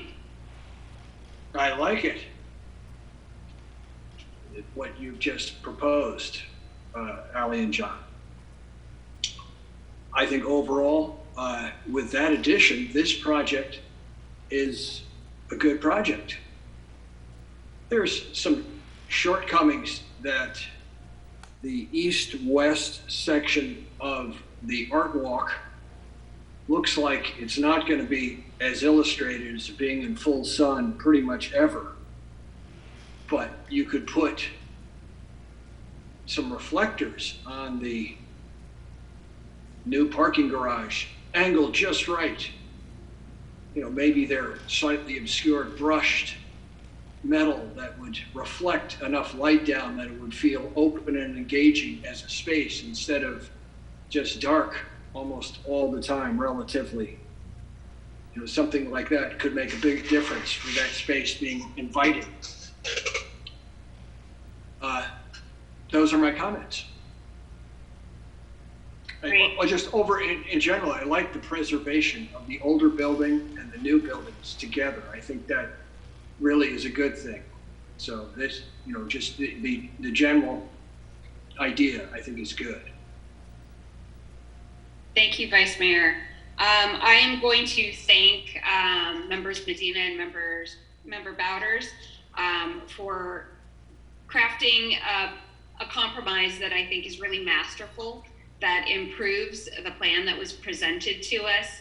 And I think that making these compromises and moving in this direction it takes creativity. It takes the kind of compromise that perhaps used to happen behind closed doors in this city, but brings it out into a public meeting where we can all talk about the goals that we've already set forth for the city for making it more friendly for active transport and modes that get people out of their cars.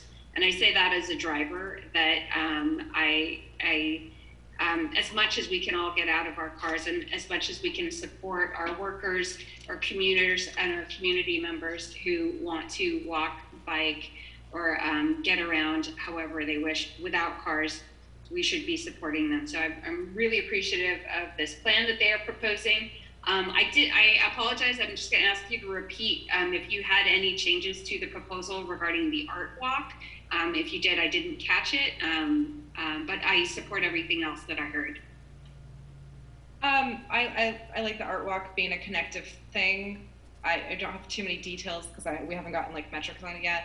I think BPAC made a point that they don't want it to be closed at any point of the day, so it's always pedestrian accessible, which I would support. Great. And then the only thing that, go ahead, Member Bowders. You go ahead, Madam Mayor, go ahead. Oh, sure. The only thing that I wanted to add on top of everything that's been discussed by council, which I agree with all of your points, is that, you know, I would like to give time and space to staff to evaluate the transportation late correspondence that came in from the applicant, just to do the due diligence and show that that it adequately demonstrates that this amount of parking is necessary. But that being tied with a bow, I am 100% in support of the proposal that's on the table. And at this stage, since we all seem to be on the same page, I'd like to turn it back to the applicant and see if there are any questions of Members Medina and Member Bowders regarding their proposal.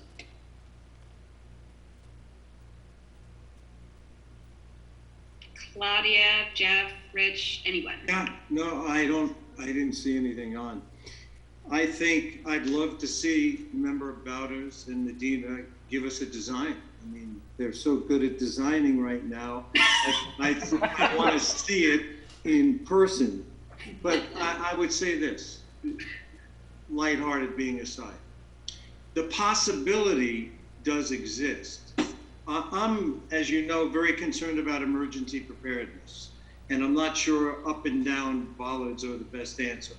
I do agree, and Jeff does agree, and we have agreed and tried everything under the sun to stop delivery trucks. But that needs enforcement too from the city as well. But the emergency preparedness down 63rd Street is something of concern, only because the firehouse is there. But I like the idea of that trade-off, because quite frankly, as someone who rides bikes, if you don't open a safe space, you're always going to have friction and conflict on city streets. That's just the part of the deal. But this seems like it might be creative where it could be a win-win. I'm not sure in all aspects of it, but I certainly like the idea of 62nd and parts of Overland, because I think that would be a terrific thing to see. And we'd welcome to sit down with you and see your design and fully understand where it can have, you know, a trade-off of what works, what doesn't, what could be. But I like the idea of the possibility. I mean, let's try something different. We're not afraid of that. And so we're open to that. And I still also feel, though, you're gonna have to have either a roundabout or a stop sign where Horton and 62nd come together. So that's those, but we're certainly open to having that dialogue. Member Bowders? Thank you, Madam Mayor. Yeah, I would just let Mr. Robbins and his team know thank you for that response, and we will get in touch with you about meeting up on that in person, perhaps, to walk through what we were thinking about, and appreciate your willingness to help be part of the solution for creating a system for transportation modalities in this city. As you and Jeff Sears already noted, you do so much work on the Emory ground. We look forward to bringing you into the active transportation space as a partner. And Madam Mayor, my only other comment on this item related to the design was, I just want to thank the Planning Commission for supporting the bird safe building design guidelines and requiring that for this area. And To the extent, I may talk about this more at the council meeting in my report back, but there's a lot of interest globally in trying to build with much more sustainable materials. And so I just want to really put a plug in for ways to do that. Member Donahue has always talked about cross-laminated timber. I recognize that's not an appropriate source for this construction, but just the way in which the city can partner with our great private partners to reduce the carbon footprint we have when we do new construction, I think is important. So thank you. Madam Mayor, I have one other comment to make, and that is to thank Chad Smalley and Valerie. They took a lot of time and investigated the spaces, came to the buildings, and did a very comprehensive and thorough review. And the quid pro quo and the back and forth took some serious and thoughtful comments, and I think we arrived at something that's very workable. We agree. Thank you, Rich. Director Charlie Bryant. Thank you, Madam Mayor. You didn't really go through all of the discussion questions that we had one by one. I think we can infer your responses from the discussion that you had. However, I do want to just highlight the one about the Village Green, because you did discuss that as a possibility. And I'm wondering if you would prefer that the other 20 bonus points, assuming they get 30 of them from the live work units, they still need 20 more bonus points. Would you prefer that those 20 bonus points come from providing that Village Green as opposed to the art walk? Does it matter to folks? Member Bowders. Thanks, Charlie. Could you just remind all of us if it's just a dollar value based on total construction valuation? Typically, yes. I think the Village Green would probably fall under the category of public improvements, and that is based on 10 points for 1% of construction cost. Okay. Construction valuation.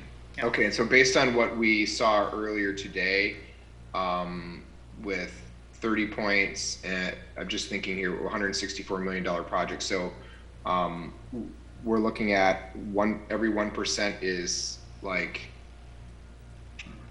I don't know those numbers in front of me. Yeah, it's just 100th of it, so it's like $1 million or something. So I'm just wondering whether or not, I'm just wondering whether the art walk is in excess of the mandatory public art contribution, or if the art walk was expected to be budgeted to be that mandatory public art contribution plus additional cost. Because I was wondering that. I saw Member Medina thinking that earlier too, asking about it. Well, the 1% for art, it would be 1% of the construction valuation that would be required for public art. I'm not sure if the entire art walk would be able to be counted for that, because there are certain criteria as to what constitutes public art. And I think our public art coordinator and the city attorney and Chad would have to weigh in on whether or not the whole art walk could be. But if that were considered their public art contribution, then it couldn't be used for bonus points. Right. That's exactly my question. So I would be interested in the active transportation and Village Green component being that, if we have a greater understanding of how that's valued. So you'd rather the active transportation and Village Green component be used for the bonus points?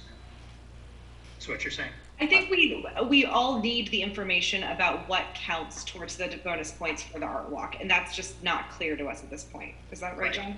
Yeah, I think that's right. I'm just not clear how, is the art walk going to go away and we're going to have a barren corridor, I guess is the alternative, is the question. And where are we getting value, more bang for our buck for these bonus points? We're open to both things being used for the bonus points. We just need more detail, I think is what we're trying to say. All right, thank you very much. That clarifies it.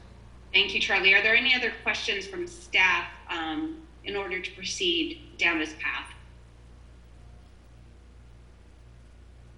Okay, it doesn't appear so, but I would like to thank staff again, Director Bryant, Chadwick Smalley, Valerie Bernardo for their diligent work on this, as well as Senior Planner Marie Desai. I also want to thank the applicant for not only bringing another interesting, valuable piece of development into Emeryville, but for consistently being part of our community and not only developing properties, but sticking around and seeing them through to be successful partners with the city of Emeryville. So thank you for everything that you do as well. And if there are no further comments on this issue, I believe we can go ahead and adjourn. The time is 7:35. We can start preparing for our next meeting. So I will give our clerk a moment to shuffle everyone around who's in the meeting room, and then we have like a 2-minute break. Yes, let's go ahead and take 2 minutes and come back at 7:38.